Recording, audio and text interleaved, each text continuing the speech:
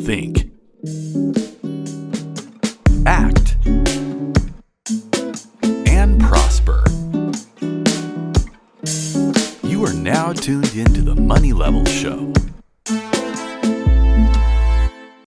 Hey everyone, welcome back to the Money Level Show where we think, act, and prosper. And today I got a special guest. I got Todd, Bubba, Horwitz with us. Hey Bubba, how you doing today?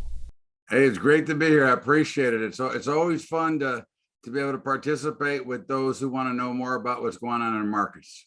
Yeah, definitely. So you did give the audience your age. You're around 65, and I was just kind of wondering, like, just what we're seeing today. Like, I'm sure you experienced the high interest rates of the 80s and such, and so what are you kind of seeing? Are you seeing any similarities to the 70s and 80s?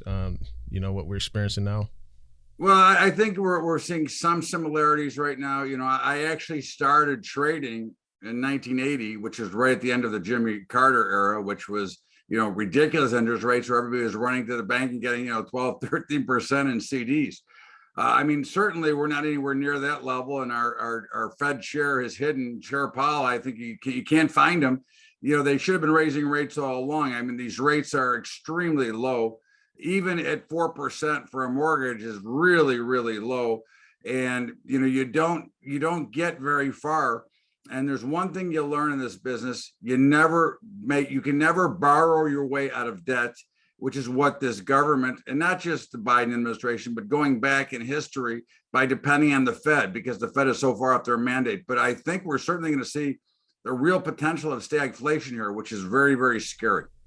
Yeah, it's looking very grim out there, especially with the inflation and people are not. Real interest rates are just negative right now. People are not getting what. I guess a lot of people still haven't really waken up to it, but I think they're starting to get waking up to it now. Well, I think you said the best thing, Daryl. Real interest rates or nominal rates are negative. Okay, and simply you just take the CPI, which is a BS number anyways, okay, and subtract it from what the rate is, and that'll tell you that you're really working at on a negative rate on top of everything else, which is another problem that we could actually look into as well. Yeah, definitely. So we're going to get into inflation. So what's your take on what the Fed's going to do this week? They're talking about raising rates 25 basis points or whatnot. We have extreme amount of debt, so I'm just not sure how far these interest rates can go. Well, and therein lies the real problem, Daryl. Again, they should have been raising since 2013. Ben Bernanke choked when the markets had the famously known taper tantrum. Okay, but these interest rates are ridiculous, and the fact is that markets and interest rates should be higher. And the market, if you let the free market decide, they would be much higher, because you've got many of these peer-to-peer lenders out there, like Prosper and Cabbage, that are getting 7, 8, 9, 10% and lending plenty of money. And again, if you would let the free market decide and let asset classes price themselves, there'd be no need for a Federal Reserve that doesn't follow what their mandate is and is so far out of the box right now that they've actually become another government agency, which is why they need to be under more control. And they actually need to be audited, but that's a story for another day. Yeah, definitely. They're definitely the creature from Jekyll Island. 100%, baby. So looking at inflation, obviously the Fed's coming out. You have the midterms coming up. Democrats want to maintain their party being in office or whatnot, and it's not looking very positive for them. Inflation's very high. Just like you said, we got the BS number of 7.9%. But Shadow Stats, talks about it being way higher than that. They're not including food or energy to a certain extent. What does this look like for the Democratic Party? They have a lot of pressure on them. Well, I think that this Democratic Party is not the Democratic Party that I remember from when, I was younger and when I grew up and when I was actually looking at politics. That the political system is really broken down. And even with inside of the Democratic Party, you've got many sections, and they are destroying the middle class. The Democratic Party was originally supposed to be the party of the small guy. Okay. And basically what they've done since this administration has been in office is they've systematically destroyed all small business. Okay. So again, they're not the Democratic Party. We remember they are not responsible in any range. They're trying to go for what we call the Great Reset, which is globalism, which really leads you back to socialism or communism, which is where these people are headed. And if we let them continue to run this way, we're all going to be broke, except for the oligarchs or the very wealthy. And certainly Facebook and Google and companies like that are all on board because they get no competition once that happens. And I think this is a very scary time in America. And I think that if this election does not go, it should be a massacre in the House, okay? Because I'm not going to say they stole the last election from the president, but statistically, as many House seats as the Republicans won in the last election, no president would ever have lost an election with getting that many House seats to turn to the Republican side to begin with. So in the meantime, there should be pretty much of a clean sweep. I mean, history tells us that there's always a big change in the midterms anyways. And I can't imagine anybody's happy with what's going on and what you're paying at the pump, for example, for no reason. That's the real problem. Is there's no reason we're paying the kind of money at the pump we are, because we have our own oil in this country, and the Green New Deal is a hoax anyways. But that's my answer. Yeah, I mean, especially with the whole green energy, argument and stuff, there's just a lot of holes in there, and especially when you're looking at globally how many people have not, majority of the world's population, well, not majority, but a lot of them, billions of people don't have electricity 24/7, and green energy is not sustainable for them. Correct. Here's the problem. Okay, I'll just touch on it real quick. If they could get it done, and if it was right, okay, it's a 40-year project to begin with. Okay, so to shut off our own oil supply when we were net exporters of oil, okay, green and the climate change is very subjective. I don't know where you stand, and it doesn't really matter. You're entitled to your opinion.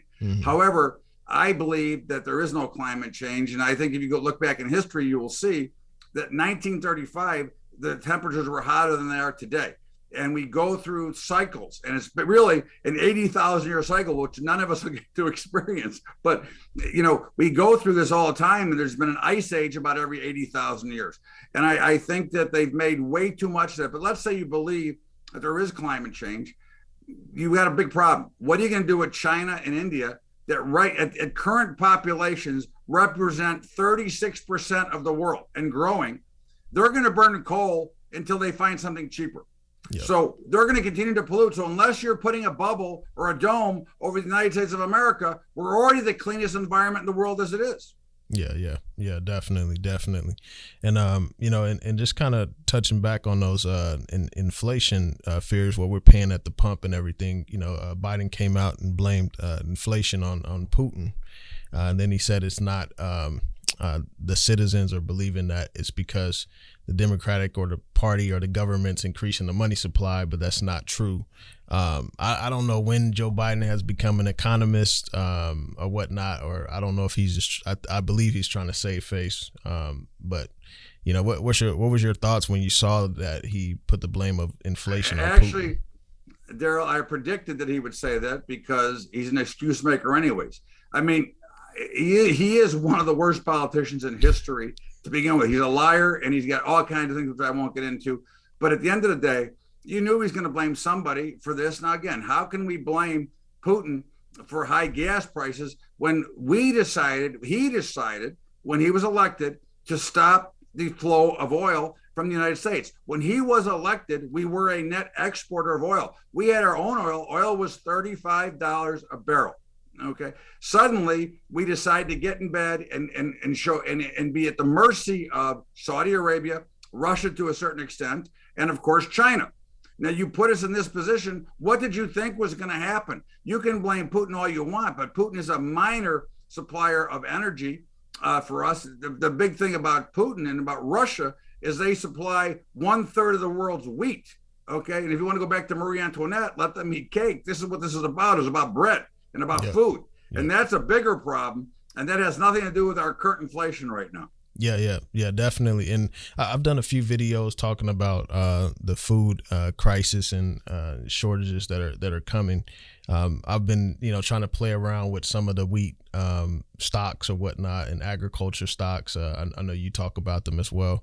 I did jump in early, and I jumped on that parabolic high, and I had to do a video showing people like, hey, I made a bad mistake right here. and I'm kind of learning the trading game, but along the lines of the food shortages, and a few food crisis with Russia exporting a lot of the world's wheat. What does this mean for like the average person? Like what should they do in their own homes to be able to prepare for something like this? Well, first of all, I don't think you should panic. I think you need to just be prepared and make sure that you keep, enough supplies. Don't try to start hoarding stuff. But I mean, look, we have some real problems in the food area to begin with, because, with the extraordinarily high input costs to farmers. So we started the baseline. Farmers are the producers of these products. Okay. So now farmers don't pay 4% interest rates. Farmers to begin with pay about 7 to 8% when they borrow money, because they're considered higher risk loans, because they're borrowing a lot of money to plant that crop, because there's no guarantee it's going to grow. Now we've got weather issues, okay, across the globe, which, because there's wheat in Russia, there's wheat in Australia, there's wheat in Brazil.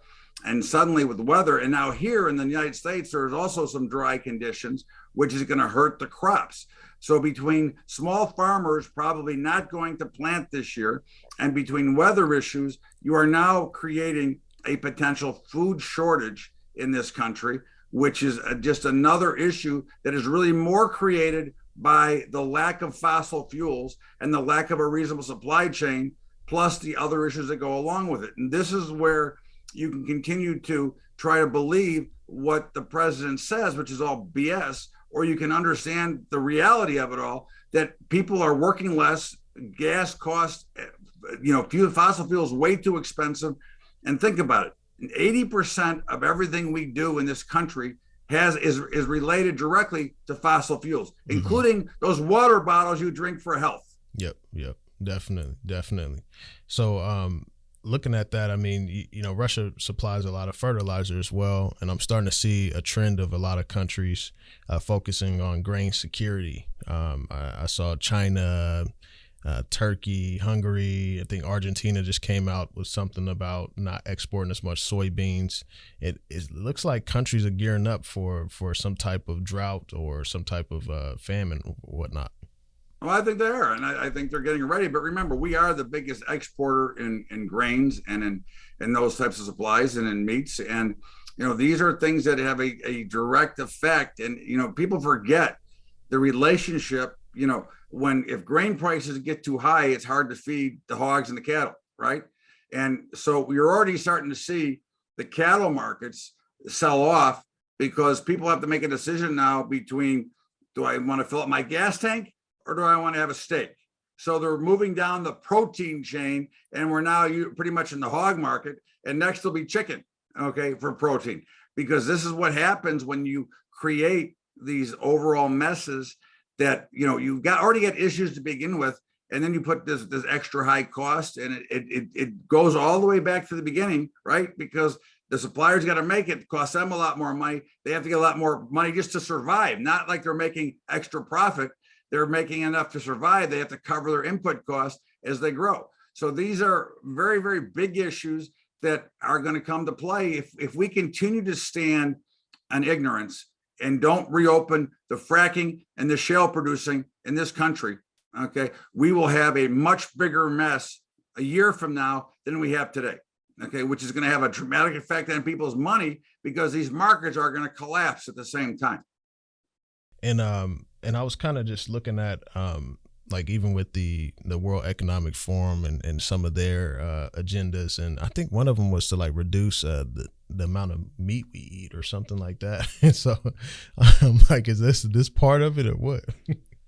You know what? This World Economic Forum economists and the IMF and all the rest of those organizations are all full of crap.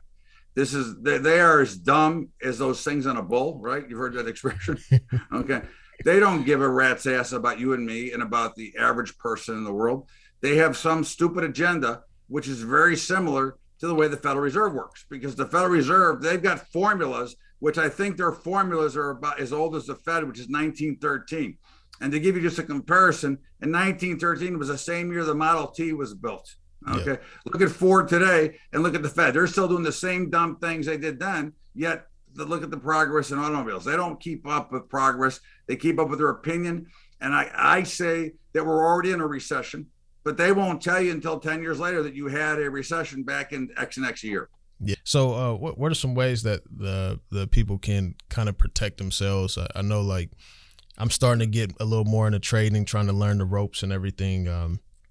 But not everybody's a trader. And I mean, like, I'm not sure if this whole buy and hold market, is still going to last if, we're in this current position. What are some ways? I mean, because we see the censorship coming, the censorship of money. We saw Canada shut down bank accounts, crypto wallets. We see the CBDCs are coming out and everything. And so what are some ways you think that people can kind of hedge themselves against the censorship of money, or are we doomed? It's funny you ask. I mean, until I'm proven otherwise and proven wrong, the equity markets remain the best place to be invested over time. We've been through rough patches before. And if you go back to the history of the markets, you have about an 8.5 to 9% gain year over year, not every year, but year over year. Okay. And of course, if you go back to 1950, you've got a 10% average yearly gain. So what I believe in doing is hedging my overall equity portfolio and continue to accumulate equities, but using derivatives, options to create hedges. I actually teach a class on how to hedge your portfolio, which is 8 sessions. And we actually go through it, and we've actually automated it as well, so that you could actually set it up on your specifics. But in the meantime, again, I hedge my portfolio. Right now, I don't know anything better than equities. And I am a believer. I do own physical metals. Again, if you're going to trade, if you're looking for precious metals for some future support, I recommend you buy the physical variety. I do not believe that there's enough paper, gold, and silver out there. I think this is another kind of a hoax type of trade. It's great for trading, but for owning and for if you're looking for real value later. And I do believe in cryptocurrencies to a certain extent, right? I always make full disclosure. I own some, and I don't. If I lost all the crypto money tomorrow, I would not lose a day's sleep. However, I think it's the real McCoy, and I do believe it to be the currency of the libertarian. And I think that's where we're trying to get to take away out the interference and the manipulation of the fiat currency system, which since we went up the gold system, the gold standard, these guys have gone bananas and basically devaluing each currency to a point, because what it really does, it gives the central banking system the amount to more manipulate, and your dollars are buying less. You can be making a lot more money, but I guarantee you, I made less money in 1985, but my dollar went a hell of a lot farther than it goes today. Mm-hmm. Yeah, definitely. Yeah, Bubba, well, we appreciate you for coming on the show today. What are some ways that people can connect with you and check out some of your services that you offer? Well, you can go to bubbatrading.com, okay, which is my website. And you can also, listen, anybody wants to email me direct, I answer all my emails normally, as Daryl will tell you, in about 10 minutes, okay? Yep. But that's bubbatrading.com. And anybody who wants to check me out, I will invite you at any time to my Monday night. I do a webinar every Monday night for actually, it turns out to be about 2 hours. We do a pregame and a Monday night call, but we talk about the general specifics of what's going on. And then we actually look at individual stocks and assign them levels. Okay. So anybody's welcome to come there. Just, all you gotta do is shoot me an email at bubba@bubbatrading.com or check out my YouTube channel, which is Bubba Trading. Yeah, the Bubba Show, I think it goes under. Yep.